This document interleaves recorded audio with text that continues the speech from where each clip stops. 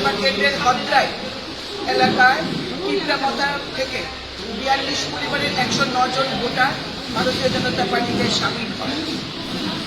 আপনাদের জানিয়ে রাখি যে সারা তেলিয়ামুড়া জনজাতি এলাকা থেকে একটা আওয়াজ উঠেছে যে তারা এখন যারা এখনো ভারতীয় জনতা পার্টির বাইরে রয়েছে তারা ভারতীয় জনতা পার্টিতে যোগদান করবে।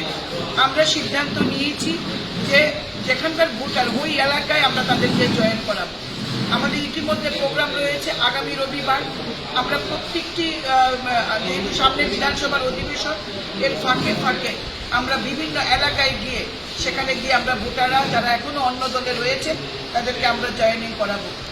আমাদের দুস্কি, রাংখল এবং অন্যান্য এলাকাতেও জয়েনিংয়ের পর্ব আমাদের তৈরি আছে। সূচনা আপনাদেরকে আমরা জানিয়ে দেব। তারা বুঝতে পারছে যে গ্রেটার পিপরাল্যান্ড কখনই সম্ভব না।